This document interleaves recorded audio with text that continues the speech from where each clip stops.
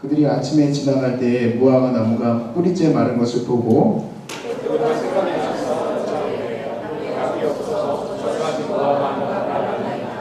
예수께서 그들에게 대답하여 이르시되 하나님을 믿으라.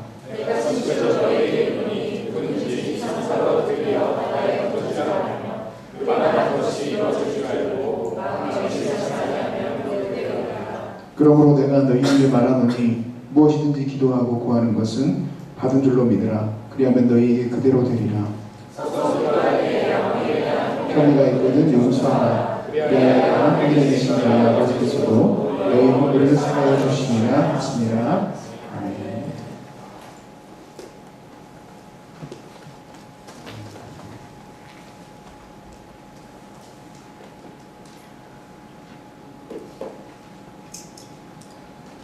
최근에 창세기 우리가 큐티하고 있습니다.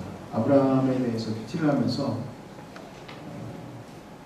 복음을 믿는 일이 정말 어떤 일인가? 믿음이란 진짜 대단한 일이다. 왜냐하면 그 믿음이라는 게 가져온 역사는 하나님께서 이 불경건하고 더러운 죄인을 의롭게 생각하실 정도로, 바르다고 생각하실 정도로 귀한 일이기 때문에 그래요. 그걸로 인하여서 우리가 믿는다는 게 정말 굉장한 일이다. 다시 한번 생각을 하겠습니다. 그런데 이 믿는다는 일은 성령님이 아니고는 사실 불가능합니다. 왜냐하면 우리 인간의 편에서 할 수 있는 일이 아니에요. 그냥 뭐 하나님 믿으면 되죠. 그렇게 쉬운 얘기가 아니라는 것을 우리 지금 같이 나눴으면 좋겠고, 그러나 그럼에도 불구하고 하나님께서 주신 이 축복의 이 믿음이라는 지금 무기와 같은 이것을 통하여서 많은 은혜를 받았으면 좋겠고, 믿음이 단순히 천국 가는 열쇠가 아니라 믿음은 이 세상을 하나님의 뜻대로 이루어가는 놀라운 무기라는 사실을 오늘 이 밤에 저와 여러분이 알 수 있는 시간 되시길 주의 이름으로 축복합니다. 우리 같이 말씀 하나 보도록, 말씀을 계속 보도록 하겠습니다. 그 첫 번째 주제인데요. 믿음이란 무엇인가? 첫 번째, 하나님을 믿는 일이다. 믿음이란 하나님을 믿는 일이다.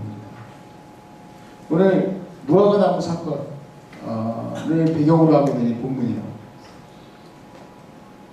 무화과 나무가 지금 저주를 받아서 이렇게 말라 비틀어진 이 사건을 우리 가만히 보면, 어떤 분들은 이미 이 내용을 알고 있는 사람들은 이거에 대한 대강적인 해석도 갖고 있겠지만, 또 이렇게 가만히 여러분들의 눈빛을 보니까 잘 모르는데요 하는 그런 눈빛이에요. 그래서 기독교 전통적으로 이 본문을 해석하는 것을 좀 설명을 좀 드리겠습니다. 11장 12절부터 이렇게 말씀을 보시면 핸드폰으로 보면 잘 안 보여요. 왜냐하면 이 샌드위치 구조가 좀 보여야 되거든요. 이게 이제 히브리식 그 성경을 풀어갈 때 히브리식으로는 어떤 부분을 강조하려고 하느냐 했을 때 그 강조점이 이제 샌드위치 구조 안에 있거든요. 그리고 이 샌드위치들을 가만히 봐야 돼요. 우리 한국식이나 또 미국식 이런 어떤 그 기본적인 논리는 풀 때 어떻게 합니까? 연역식, 귀납식 이런 식으로 풀어가지 않습니까? 히브리식은 또 이래요. 이걸 이제 샌드위치 구조라고 하는데, 무화과 나무를 바라보시고 저주를 하시죠. 12절부터 14절에. 그리고 이제 15절부터 19절에 예수님께서 성전에 들어가서 그 성전에 있는 장사하는 자들을 다 혼내십니다. 성전 청결 사건이라고 우리 보통 얘기를 해요. 그리고 이제 성전에서 나오실 때에 20절부터 말씀에 무화과 나무가 이제 말려. 자, 그러면 왜 무화과 나무를 저주하시고 무화과 나무는 또 그 저주대로 이렇게 말라 비틀어졌을까? 그 이유는 이것은 무엇을 상징하는가? 잎사귀만 무성한 무화과 나무는 곧 예루살렘, 즉 이스라엘을 말하고 있으며, 이 이스라엘의 현 주소가 지금 여기 이 성전의 모습이다. 그래서 예수께서는 이 성전을 저주하시는 것과 같다 라고 이 무화과 나무의 사건을 또 의미적으로, 비유적으로 그것을 해석해내요. 이거는 아주 1차적인, 아주 근원적인 신학 해석이에요. 사실 이거를 우리 청년들이 딱 볼 수 있을까? 그거 본 다음에는 정말 대단한 거죠. 그런데 그렇게까지 보지 않더라도 전통적인 그 해석을, 기호의 그 신학적인 해석에 눈을 내려놓더라도 그냥 예수님께서 가르치신 것만 저는 보기를 원해요. 물론 이제 그것도 기본으로 깔고 있어야 하지만 그것도 아예 잊어버리고 그냥 예수님께서 이 부화가 나무의 사건을 통해서 가르치시고자 하는 것, 그게 바로 뭐냐면 오늘 제가 첫 번째, 믿음이란 뭐라고요? 하나님을 믿는 일이다. 구체적으로 믿음이 뭐니? 야, 너 믿음을 가져. 성인아, 너 믿음을 가져야 돼. 이럴 때 그 믿음이 뭐냐는 얘기예요. 너 믿어야지 예수 믿어야지 천국 가. 그랬을 때 그 믿음이라는 게 뭐냐는 얘기예요. 그 믿음이란 하나님을 믿는 일이다. 그거를 이제 예수님께서 가르치신 거예요. 그 아주 막 깔려있는 그 기본적인 그 아주 막 깊은 신학적인, 또 그리고 앞으로 일어날 일에 대한 어떤 특별한 어떤 숨겨진 그것을 얘기하기 이전에 그냥 1차적으로, 1차원적으로 이 본문이 얘기하는 것만으로 보자고 한다면 예수님은 여기서 하나님을 믿는 일에 대해서 설명한다. 자, 한번 볼까요? 그러면 14절에 같이 읽어보겠습니다. 시작. 예수께서 나무에게 말씀하여 이르시되 이제부터 영원토록 사람이 내게서 열매를 따먹지 못하리라 하시니, 제자들이 무엇을 들었습니까? 저주한 소리를 들었죠. 그리고 나서 20절에 어떻게 된 겁니까? 그들이 아침에 지나갈 때에 무화과 나무가 뿌리째 마른 것을 어떻게 했다? 보았다. 그걸 들었어요. 예수님께서 무화과 나무를 저주하신 것을 들었고, 성전을 갔다 나올 때에 아침에 지금 뭘 보았습니까? 무화과, 어제 저주했던 그 나무가 말라 비틀어진 것을 제자들이 보았습니다.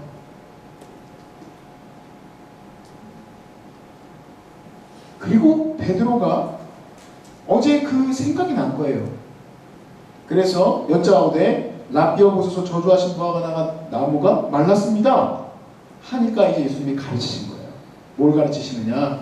22절에 예수께서 그들에게 대답하여 이르시되 하나님을 밑도 끝도 없이 갑자기 하나님을 믿으라. 도대체 뭔가?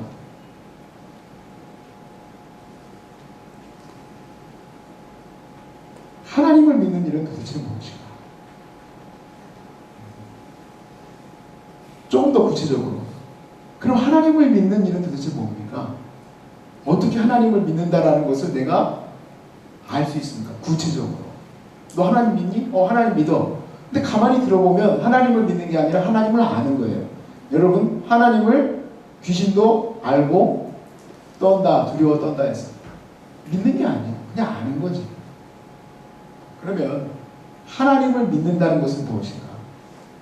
그게 그 23절에 나와 있어요. 같이 읽어볼까요? 시작. 내가 진실로 너희에게 이르노니 누구든지 이 산더러 그 말하는 것이 이루어진 줄을 믿고 마음에 의심하지 아니하면 그대로 되리라. 이게 하나님을 믿는 거예요.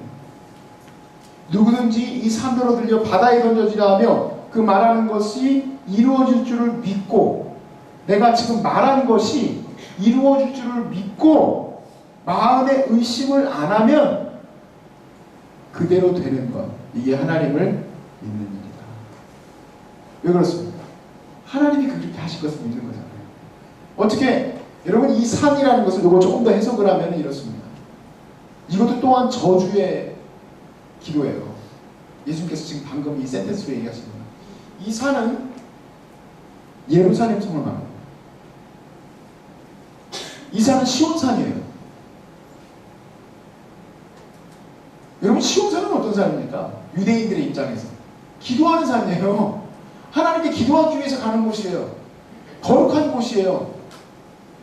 하나님의 임재의 상징이에요. 그런데 그 상징인 이 시온산을 바다에 던져라. 이 바다는 특별히 헬라 원문으로 보면 사해예요. 사해. 지정학적으로 보면 사해에서 조금만 옆으로 보면 예루살렘 성이에요. 그 광야를 조금 지나서, 예수님께서 광야에서 시험 받으시잖아요. 그 광야를 지나서 조금 더 올라가면 예루살렘 성이에요.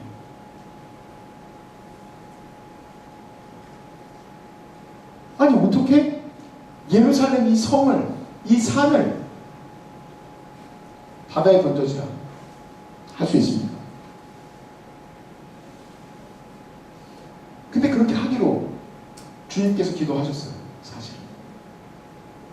그래서 실제로 그런 일이 일어날 것을 곳곳에서 예언하시죠. 그리고 나중에 AD 70년에 누가 옵니까? 티토 장군이 와서 예루살렘 성에 돌 하나도 남겨놓지 않고 다 파괴하죠.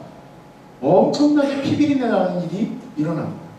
그 이유로 왜 그러냐면 예루살렘 성의 그 벽돌이 금으로 도금이 되어 있었기 때문에 티토 장군이 보니까 금이에요. 다 긁어낸 거예요. 그러니까 예루살렘 성에 돌 하나 남기지 않고 완전히 없어졌어요. 그리고 다시 건축이 안 돼요. 지금도 이스라엘이 그렇게 힘이 센데, 여러분 이스라엘에 우리가 그 미사일 아시죠? 그 미사일 장벽이라고 해가지고 어디서든지 날라오든지 그걸 다 막아내는 엄청난 그 미사일 장벽 있을지라도 주변 나라의 이슬람 국가들 함부로 하지 못해요. 함부로 하지 못하는 것은 뭐냐면 예루살렘에 여러분 가보시면요 진짜 아이러니한 일이 있어요. 분명히 이스라엘이 거기에 주권을 갖고 있지만 예루살렘 성 중앙에는 황금도 이슬람의 사원이 있어요. 건드리지 못해요. 그냥 이슬람 사원이에요. 거기는 어마어마하게 많은 군인들이 있고 폭탄 테러가 일어날까봐 들어가는 입구서부터 다 쳐다나고 있어요. 저도 거기 한번 갔다 왔기 때문에 저 그걸 보면서 정말 신기하고 놀라워요. 성경에 쓰여 있었던 그 말씀 그대로 어느 누구도 그 건물을 지을 수가 없어요. 여러분 여리고성도 못 지은 거 아십니까? 여리고성을 누가 지으려고 했을 때 여리고성을 지으려고 했을 때 개처럼 죽어버렸죠. 그 성을 다시 짓지 못하게 하셨어요. 왜냐하면 하나님의 파괴의 역사를 상징하고 있기 때문에. 그런데 지금도 여리고성은 없어요.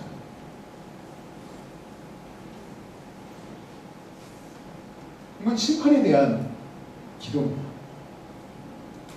24절에 계속 기도를 보십시오. 그러므로 내가 너희에게 말하노니 따라합시다. 계속 같이 읽어봅시다. 시작. 무엇이든지 기도하고 구하는 것은 받은 줄로 믿으라. 그러면 너희에게 그대로 되리라. 아멘이십니까? 그 기도는 이렇게 하는 거예요. 기도는 하나님 제가 반드시 이렇게 될 줄로 믿습니다. 욕심으로 구하는 것이 아니라 주님 나라를 이루실 거를 믿습니다. 기도합니다. 그게 기도예요. 그리고 그 기도가 바로 뭐다? 하나님을 믿는. 아브라함이 하나님께서 그랬어요. 아브라함아, 내가 너에게 이 셀 수 없는 별과 같이 너의 자손을 많게 할 것이다. 아브라함이 그것을 어떻게 했다? 믿으니 하나님께서 그를 의롭게 여기셨다. 하나님을 믿는 것, 그것은 하나님이 하실 것을 믿고 의심하지 않는 것.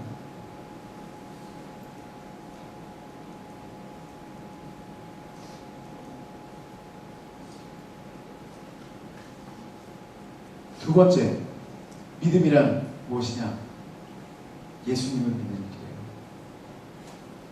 여러분, 하나님을 믿는 일이 쉬울 것 같죠? 내가 어떤 것을 기도하고 구하는 것을 그대로 믿고 있는 것이 쉬울 것 같죠? 믿음이 쉬운가? 제가 지금 말씀드리려고 하는 두 번째 섹션이 어렵다라는 거예요. 시작.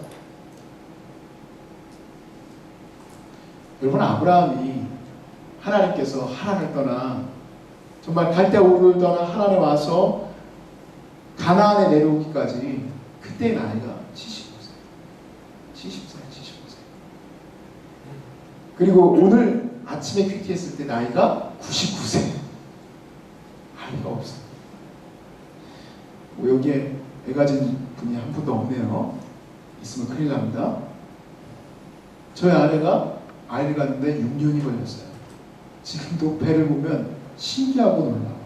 신기하고 정말 놀라워. 요즘에는 배가 움직여요. 파동이 쳐요. 트럭을 한대, 애기가. 제가 그래서 들어봤어요. 아무것도 안 들리긴 하는데 트럭을 너무 신기해. 그 뱃속에 애가 있다는 게 너무 신기해. 우리는 아이를 가질 수 없을 것 같이 생각을 했었잖아요. 근데 6년 만에 가졌어요. 그런데 그 힘겨움을 여러분은 어찌다 표현할 수 있을까? 그 마음을 어찌다 표현할 수 있을까? 그건 어떤 것으로도 상상할 수 없는 어려움이에요. 여러분 감히 그걸 비교하려고 하지 마세요. 그런데 6년도 그렇게 힘든데 지금 오늘 아침에 큐티한 게 그 아브라함 몇 살이라고요? 99세야. 아브라함이요 하나님을 믿긴 믿었는데요. 하나님이 너에게 아들을 주리라 했더니 아브라함이 어떻게 했냐? 웃었어요. 하나님 내가 99세입니다. 내 아내가 90살입니다. 90살. 제가 그래가지고 아침에 큐티하다가 99세를 쳤어요. 그래가지고 구글로 99세를 쳤더니 완전 이빨도 하나도 없는 할아버지가 나오더라고요. 이게 아브라함이구나. 이빨도 하나도 없는, 그렇겠지. 그때 무슨 치과가 있겠어. 이도 하나도 없는 아브라함이 하나님 앞에 기도하면서 주님 제가 99세예요. 왜 이러세요 진짜. 그랬겠죠. 근데 하나님이 그 아브라함에게 은혜를 주시잖아요. 그러니까 아브라함이 그것을 믿고 믿음을 인쳐서 할례를 받잖아요. 할례를 받는 것은 믿음을 인치는 거예요. 하나님을 믿습니다라는 것에 대한 행동의 행동. 왜냐하면 할례를 받은 자를 통하여 하나님께서 할례를 받으라고 약속하시면서 하나님을 믿는다라는 마음이거든요. 그러니까 아브라함이 나중에 이삭을 바칠 때 하나님이 다시 살릴 것을 믿고 아브라함이 이삭을 바치잖아요. 히브리서에서 나오잖아요. 그 정도의 믿음이 있는 거죠. 나중에. 근데 이게 믿음이 99세가 될 정도로 그렇게 질질 끌고 가시고 하나님의 때에 소위 말해서 내 때에 주신다면 얼마나 좋겠어요. 하나님 일주일 뒤에 내가 받기를 원합니다. 내가 말씀드렸습니다. 하나님 듀데이 드렸어요. 듀데이 30살 아시죠? 30이 되면 아시죠? 제 옆에 네? 딴 네. 하나님 지금 31세요. 장난 아니시죠? 하나님 지금 32세 지금 가고 있습니다. 주님 지금 내년에 지금 일청인데 지금 장난하십니까 주님? 그렇게 될 수밖에 없어요. 왜? 내 때를 하나님께서 들어주신 게 아니라 하나님의 때에 그것을 이루실 것을 믿는 거거든. 쉽지 않다는 얘기를 제가 드리는 거예요. 그 갭이 너무 커요. 그 갭이. 이스라엘 백성이 애굽에서 노예로 있을 때 450년간 기도했다. 450년. 상상해 가십니까? 이스라엘 백성이 바벨론으로 포로 잡혀갔을 때 70년이에요. 하나님의 때가 예레미야서에 기록되어 있지만 그것을 모르는 백성들은 70년간 기도를 해야 돼요.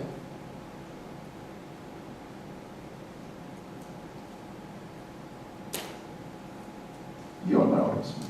그런데 예수님을 믿는 일은 이것을 이 갭을 좁혀줘요. 예수님을 믿는 일. 그래서 저는 요한복음 14장을 가지고 이 부분을 좀 설명드리려고 합니다. 다 펴보십시오. 요한복음 14장.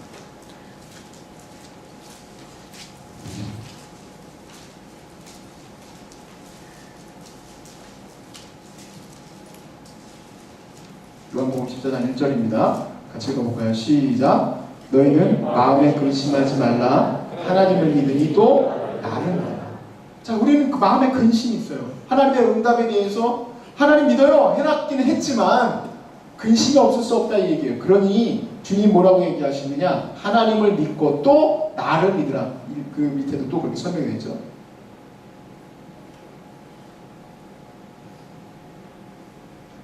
사실 쉬운 얘기가 뭐냐면 제가 오늘 아침에 이런 말씀을 준비하고 있었기 때문에 아침에 이제 저하고 같이 기도했었던 친구들한테 물어봤어요. 여러분들 가운데 하나님 얼굴 좀 보여달라고 기도했던 분들 말해보라고 했더니 다 그렇게 기도했더라고. 하나님 좀 영광을 좀 보게 해달라고. 하나님의 뭔가 기적 같은 그런 어떤 모습을 내게 보여주시면 족하겠다. 기도했대. 여러분도 그렇게 기도하십니까? 그럼 뭔가 견딜 수 있을 것 같잖아요. 차라리 하나님의 손을 만지든 아니면 이렇게 눈을 감고 기도하는데 갑자기 주님이 나타나셔가지고 내가 네 하나님이야. 내가 너의 아버지야. I'm your father. 그러면 얼마나 좋겠어. 근데 그러지 않으시고 아무 말씀도 없으시고 아무 얘기도 안 하시면 나는 언제까지 기다리라는 얘기입니까 주님? 그런 생각이 들잖아요. 아니 주님께서 주신다고 약속은 했지만 아직도 안 주고 계시면 얼마나 마음이 힘들겠어요.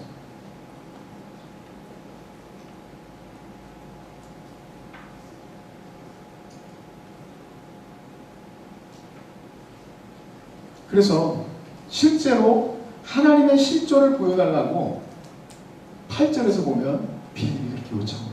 다 필요 없고요, 주님. 8절에 빌립이 이렇게 됩니다. 같이 읽어볼까요? 시작. 빌립이 이르되 주여 아버지를 우리에게 보여주옵소서. 그리하면 좋습니다. 아버지 보여주시면 그 게임 오버지 않습니다. 끝. 아버지 보여주시면 돼요. 뭐 아버지를 믿고 또 나를 믿고 내가 또 아버지 안에 거하고 나는 아버지 안에 거하고 너는 아버지 복잡하니까요. 주님 다 필요 없고 그냥 주님을 보여주세요. 그럼 우리가 확실히 믿겠습니다. 그랬을 때 주님이 아이고 미안하다 하신 게 아니라 9절에 바로 혼내세요. 9절에 바로 혼내시는 거예요. 뭐라고 혼내십니까? 예수께서 이르시되 빌립아 내가 이렇게 오래 너희와 함께 있으되 네가 나를 알지 못하느냐. 나를 본 자는 아버지를 보았거늘 어찌하여 아버지를 보이라 하느냐.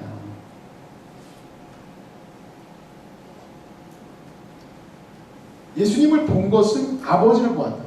왜냐하면 예수님은 아버지 안에 거하고 또 아버지는 예수님 안에 거하기 때문이다 라는 거예요. 이제 그 계속 밑에 이제 나오는 그 구절을 보면요.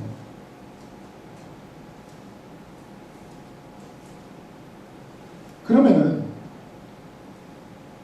이것을 어떻게 알 수 있을까? 예수님 안에 하나님이 있고 하나님 안에 예수님이 있다. 이걸 어떻게 알 수 있을까? 이걸 보니까 이단들이 진짜 잘 믿더라고. 특별히 신천지 교리가 야 이걸 설명을 잘하더라고. 보니까 신천지 교리가 뭔지 한 가지 말씀을 드리면 예수의 영이 지금 오늘 2014년 이때에 그들의 교주에게 임했다는 얘기예요. 여러분 물론 이 교리는 통일교 이전부터 다 있었던 교리예요. 이제 피가로 교리라 해가지고 어떤 사람이 자기가 꿈을 꿨는데 자기 목이 날아가고 예수의 얼굴이 와서 바뀌고 자기의 모든 몸에 있는 피가 다 밖으로 나가고 예수의 피 자기입니다. 이게 이제 피가름이라고 하거든요. 그래서 이제 예수의 영이 자기에게 임했다는 거예요. 근데 실제로 이용도라는 사람인데 우리 아버님이 이영도예요. 제가 잊을 수 없는 교주의 이름인데 그 양반이 그래가지고 얼굴에 이제 그 수염을 길렀는데 이 수염을 기른 양반이 예수님하고 비슷하게 생겼대요. 그래가지고 예수님이라고 믿고 수많은 여자들이 쫓아다녔는데 그 여자들에게 그렇게 얘기를 한 거예요. 나하고 같이 자야 너희들 안에 깨끗함이 임한다. 이런 식으로 얘기를 한 거예요. 그거를 그대로 JMS가 따라하죠. 그래가지고 그런 일들이 일어나는 거예요. 통일교도 마찬가지고. 그런데 이만희는 조금 설명을 좀 잘했던 것 같아요. 자기한테 그런 이제 황당무계하게 얘기한 게 아니라 예수의 영이 나에게 임했는데 그거에 대한 증거가 뭐냐? 내가 하는 이 풀이 이거죠. 신천지 비유풀이. 이거는 누구도 깨닫지 못한 거다 이 얘기예요. 근데 누구도 깨닫지 못한 거예요? 아니죠. 많은 이단들이 비슷하게 다 비유풀이를 가지고 쓰죠. 자기만 한 게 아니라고요. 그게 굉장히 무서운 얘기예요. 왜냐면 자기가 알고 있어야지 예수의 영이 자기에게 임한 거 아닙니까? 자기가 이것을 풀어내는 것을 통해서 자기가 하나님의 예수의 영이 자기에게 임했다는 것을 그렇게 많은 사람들이 믿고 있는데 말도 안 되는 건데 예수님께서 그렇게 얘기를 하세요. 뭐냐면 11절, 12절에 내가 진실로 진실로 너희에게 이르노니 11절에 내가 아버지 안에 거하고 아버지께서 내 안에 계심을 믿으라. 근데 그렇지 못하겠거든 무엇을 믿으라? 행하는 그 일로 말미암아 나를 믿으라. 예수님이 행하신 일이 뭐 지금 이 14장의 핵심적인 내용은 뭐냐면 예수님이 하시는 그 일은 십자가를 지시는 일이에요. 왜냐하면 시몬 베드로에게 부인할 것을 얘기하시거든요. 14장 바로 앞에서 3번 부인할 것을. 그리고 15장의 포도나무 비유 쭉 넘어가면서 예수님께서 이제 십자가에서 지실 것을 보여요.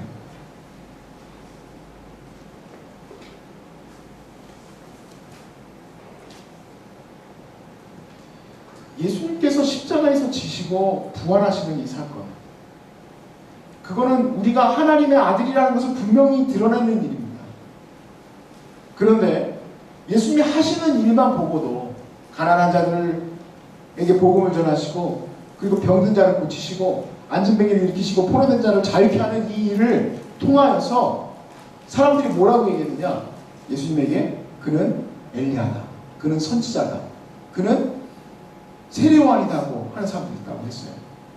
그만큼 그분이 하시는 일은 아웃스탠딩한 일이에요. 뭔가 대단한 일이에요. 선지자라고 하면 믿겠어요. 구원자라고 하면 좀 잘 못 믿는 사람들도 있었겠지만 그분이 십자가시고 부활하신 일로 인하여서 모든 제자들과 사도들은 그분이 하나님의 아들이라는 것을 확신했어요.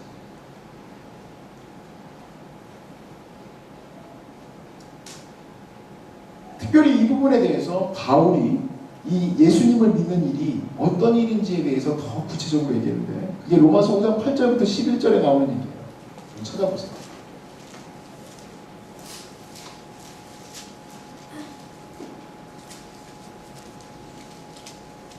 우리가 아직 죄인 되었을 때 그리스도께서 우리를 위하여 죽으심으로 하나님께서 우리에 대한 자기의 사랑을 확증하셨느니라. 예수님께서 십자가에서 죽으신 것으로 인하여 바울이 이제 예수님을 믿는 일을 통하여서 무엇을 확증한 겁니까? 하나님이 우리를 사랑하신다는 것을 확증했다는 거예요.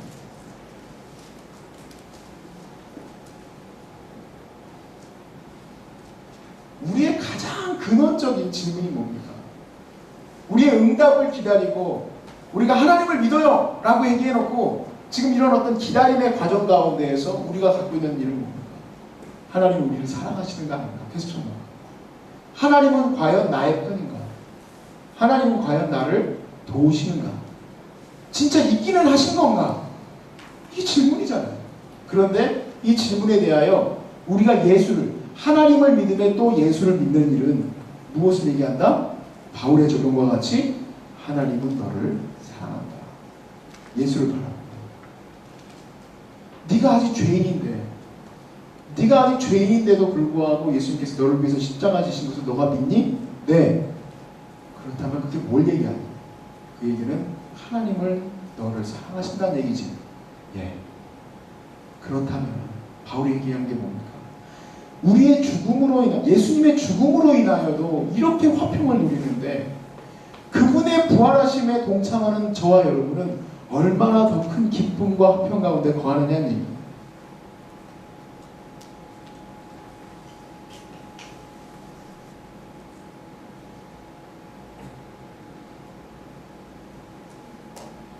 우리가 하나님을 믿을 뿐만 아니라 예수 그리스도를 믿는다는 것은 바로 뭐냐면 이 세상에 그 어떤 것도 끊을 수 없는 하나님과 나 사이의 사랑의 고리를 걸어줬다는 얘기예요.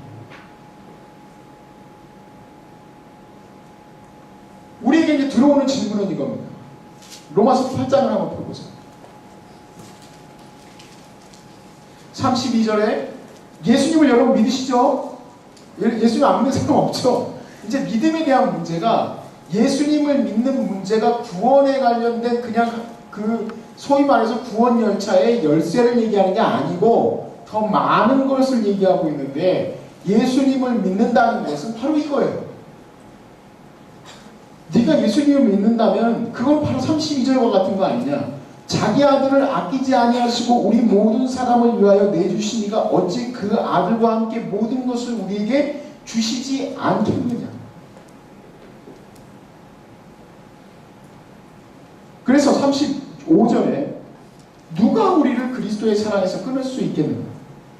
환난이냐? 여러분도 환난에 당하고 있죠. 환난을 당하고 있는데도 불구하고 우리는 뭐라고 고백할 수밖에 없습니까? 예수님을 믿으니까 자기 아들을 주신 그분이 환난 가운데 있을지라도 널 버려두시겠니? 고아처럼? 아니지. 주님은 너를 도우시는 분이다. 환난이나 곤고나 박해나 기근이나 적신이나 옷을 벗겨지는 것, 수치가 문제, 수치, 위험이나 칼이냐.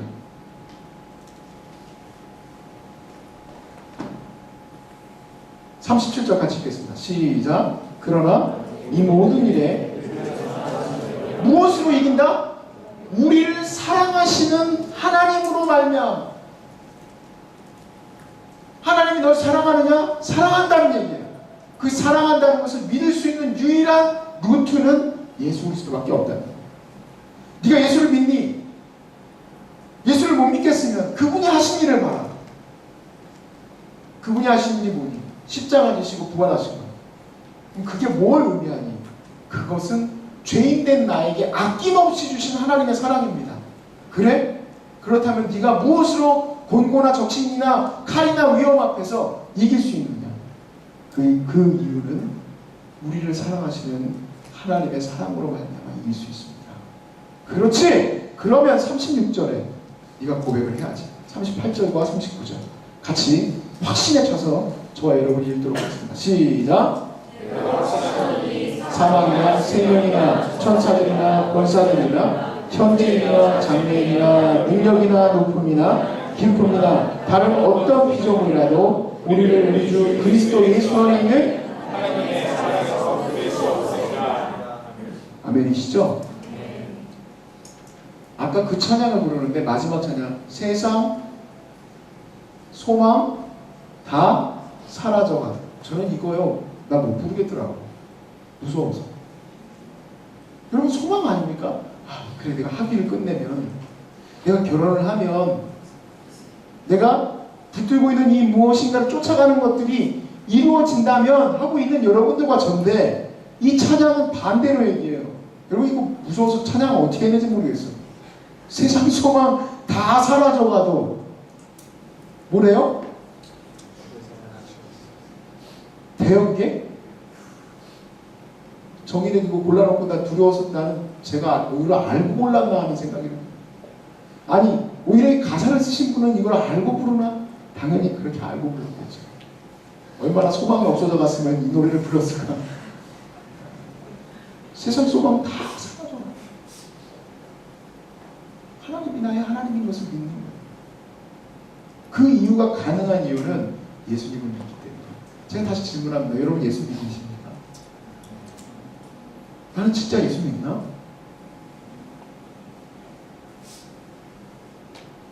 요한복음 14장 말씀에 이 내용은 어마어마한 이야기들로 이어져요.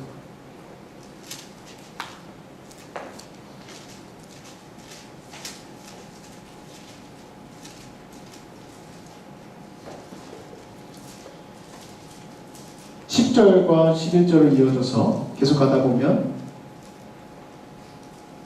12절 말씀입니다.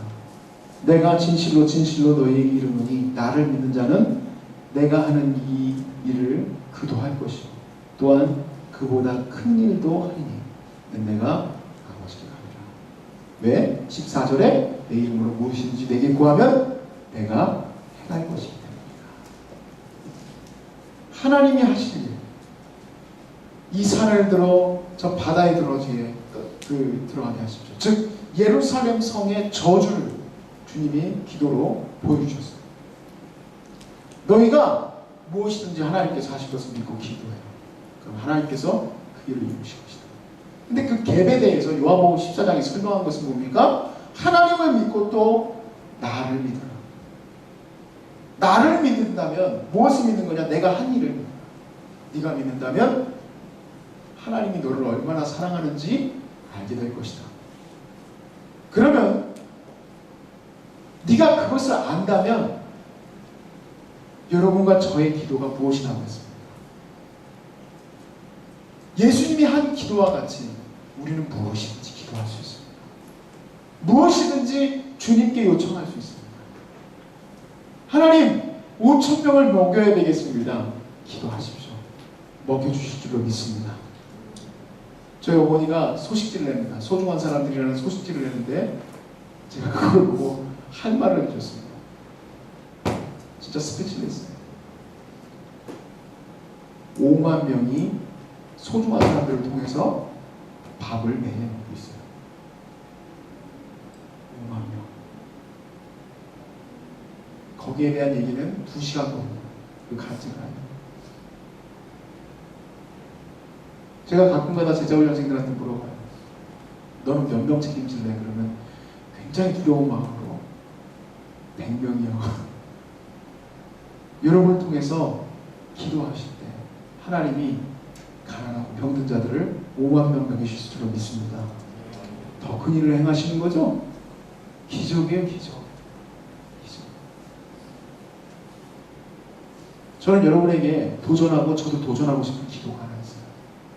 바로 뭐냐면 통일을 위한 기도입니다. 제가 이번에 여기 앉을 때 기도했을 때 그런 기도를 했어요. 하나님, 내 소원이 있습니다.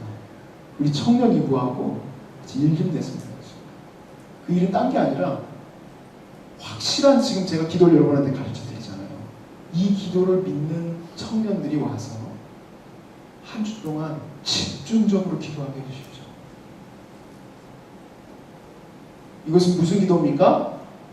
저 북한에 있는 저 태백산이, 저 북한에 있는 저 백두산이 들어서 바다에 던지는 기도를 하고 있습니다. 심판의 기도예요. 심판의 기도. 김일성이, 김정일이, 김정은이의 아방궁, 그걸 들어서 반드시 하나님 바다에 던지십시오. 같이 기도하게 될 줄 믿습니다. 확신해져서 기도합시다. 확신해져서. 여러분의 사명과 사역을 위해서 기도하십시오. 주님, 이루실 줄 믿습니다. 약속을 붙들고 기도하세요.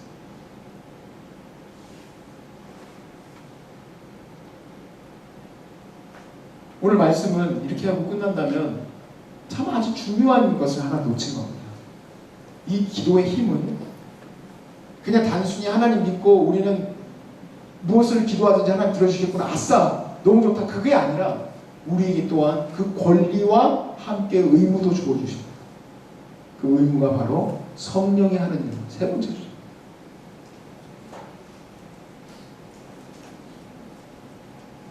오늘 본문으로 다시 좀 돌아오겠습니다.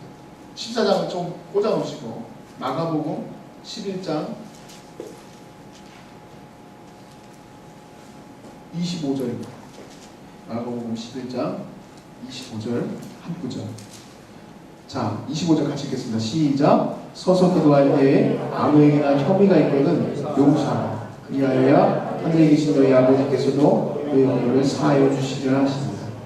자, 신기하게도 24절은 25절로 이어집니다.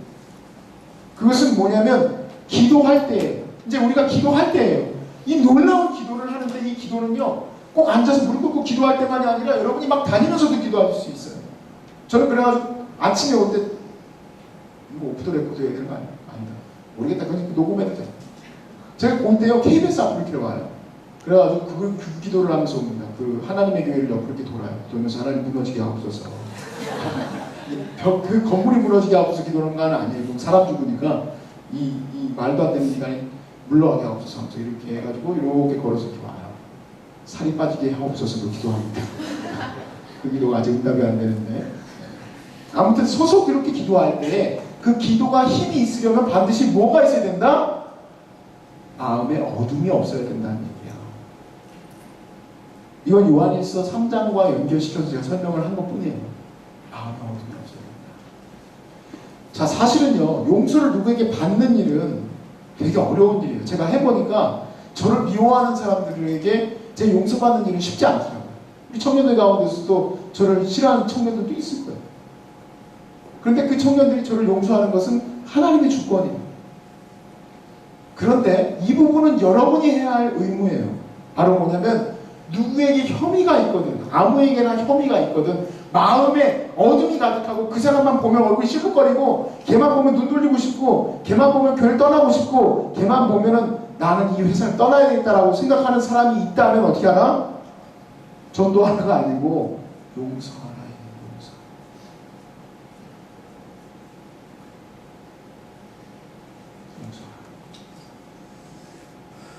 이게 굉장히 중요한 부분이에요. 굉장히.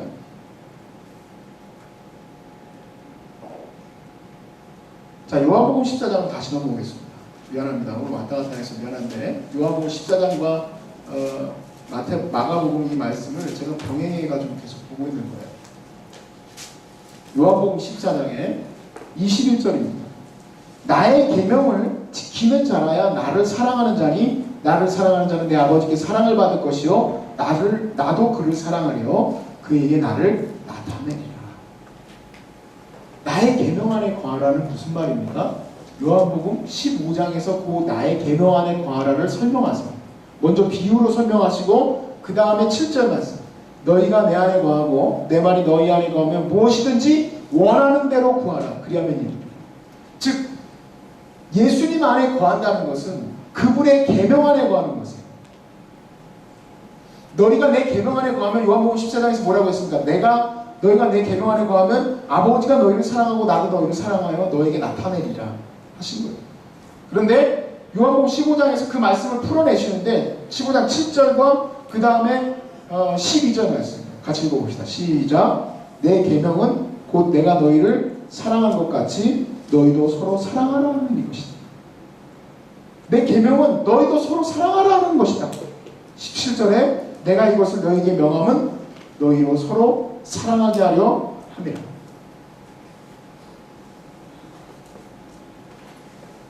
이 거룩한 무기, 믿음이라는 무기, 이 사랑은요 무엇의 열매입니까? 사랑은 성령의 열매입니다. 그래서 요한복음 14장은 뭐로 끝나냐면 25절에 내가 너희에게 보혜사 성령을 보내리라고 말씀하시는 거로 요한복음 14장이 끝나요. 즉 성령이 우리 안에 임하셔야 우리는 이 놀라운 사랑을 이루어갈 수 있습니다. 마치 무슨 어떤 도의 경지에 이르렀기 때문에 누구를 사랑할 수 있다 그게 아니고 저와 여러분 안에 성령이 임하시면 성령께서 그렇게 하게 하십니다. 그럼 성령은 어떻게 임하십니까? 바로 말씀을 듣고 기도하는 가운데 우리 안에 성령께서 내주하십니다. 막 갑자기 쓰러지고 넘어지고 자빠지고 해가지고 내가 쓰러졌기 때문에 그 다음부터 안 믿던 나를 미워했던 애들 막 갑자기 사랑하고 그런 건 난 잘 못 봤어요. 그게 아니라 주님 앞에 말씀을 배우고 이렇게 이런 자리에서 내가 하나님의 은혜를 듣고 깨닫고 할 때에 내가 사랑을 주게 됩니다.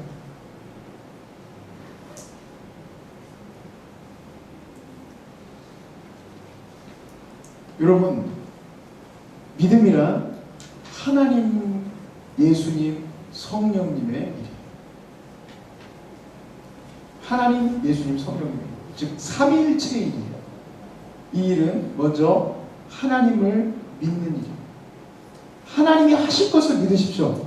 아멘이십니까? 네. 하나님이 통일을 이루실 것을 믿으시기 바랍니다. 네. 두 번째, 예수님을 믿는 일이에요. 그것이 조금 지연되었지만 우리는 하나님이 우리를 사랑하시는 것을 믿습니다. 세 번째, 성령의 일이에요. 우리의 기도에 힘이 있으려면 그분의 계명 안에 거야. 그분의 계명은 다른 거 아니라 사랑 안에 거야. 오늘 저와 여러분이 이 놀라운 무기를 가지고 어떠한 기도를 하다 이루시는 하나님의 능력 안에 서기를 주님으로 축복합니다.